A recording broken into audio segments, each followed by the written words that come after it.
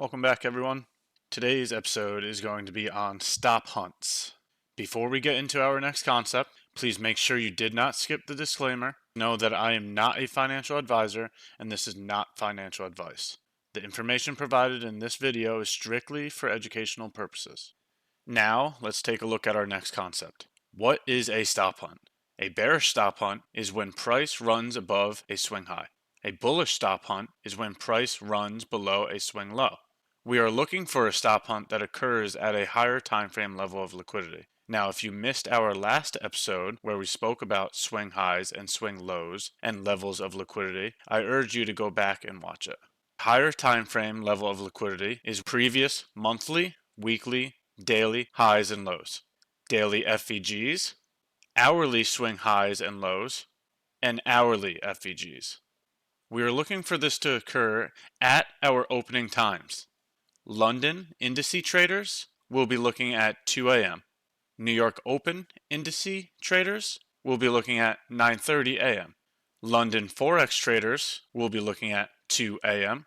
New York Open Forex traders will be looking at 7 a.m. Now, if you missed our time episode, I urge you to go back and watch it. But when we are talking about time, we are referencing New York Eastern Standard Time. Now that we've defined our concept of a stop hunt, let's take a look at a crude depiction of our defined concept. The first example, we will take a look at a bearish stop hunt. Heading into opening time, you want to identify your higher time frame level of liquidity. During opening time, you want to see a stop hunt occur into a higher time frame level of liquidity. Same thing for our bullish example. Heading into our opening time, we want to identify our higher time frame level of liquidity. During our opening time, we want to see a stop hunt occur into that higher time frame level of liquidity. Next, let's take a look at what is a stop hunt and what is not a stop hunt. On the left side of your screen, you have what is a stop hunt. On the right side of the screen, you have what is not a stop hunt. The top example is a bearish example of a stop hunt because price ran above an old swing high.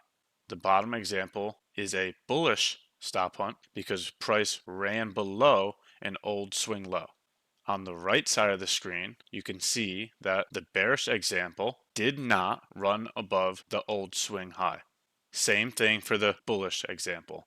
Price was not able to run below the old swing low. Next, we will use examples of actual price to define what is and what is not a stop hunt. Our first example will be a bearish stop hunt. You can see in this first example that price creates a swing high. After that initial swing high was created, price ran through it, creating a stop hunt. After the stop hunt, price changes direction. Now for the second example, we are looking at what is not a bearish stop hunt. Price never creates an initial swing high and then changes direction. Just because there is a down closed candle here does not mean it is a bearish stop hunt. There was no initial swing high that was created and price never ran through an initial swing high. Lastly, let's take a look at an actual example of a bullish stop hunt. Our first example, you can see that price creates an initial swing low. After that initial swing low, price runs through it, creating a bullish stop hunt. Then price changes direction. The second example here is not a stop hunt. It is not a stop hunt because price creates an initial swing low, but after that initial swing low, price never runs through it, creating the stop hunt before changing directions. To conclude the video, we are going to put together our defined concept in an example of live price. We are taking a look at Thursday, the 28th of September, heading into New York Open. I'm going to mark out an hourly swing low. From here, I'm going to move into my executing time frame. I have identified the hourly swing low. I have also identified New York Open, 9:30 a.m. Let's see what happens. At New York Open, price creates a swing low. I will identify the swing low. After price creates the swing low, price runs through the swing low, causing a stop hunt.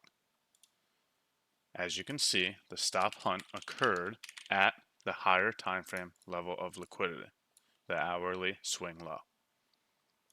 Now that we've had a stop hunt into a higher time frame level of liquidity, we can identify what would be the breaker block. The bullish breaker is the highest up closed candle before the leg down that took liquidity.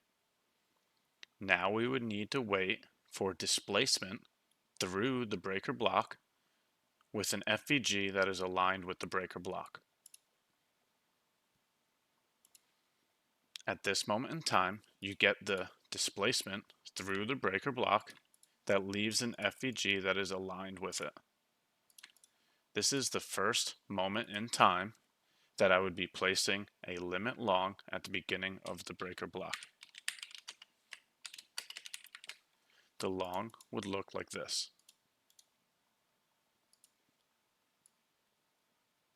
Entry at the beginning of the breaker block, stop loss below the breaker block, and we would aim for 2R. Let's see what happens.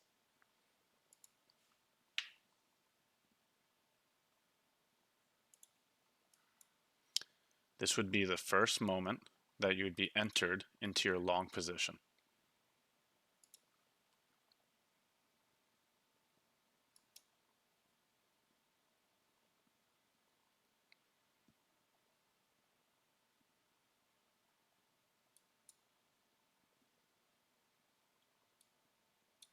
Price runs to plus 2R before touching your stop loss. Therefore, this position would result in a win, plus 2R. If you have found today's episode to be helpful, please give the video a like and comment. To be notified for our next defined concept, please subscribe to the channel. I also document this model daily on Twitter and in Discord. If you would like to also follow along there, I will link my Twitter and Discord in the description of this video. Thank you for joining, and please stay tuned for our next episode of this series.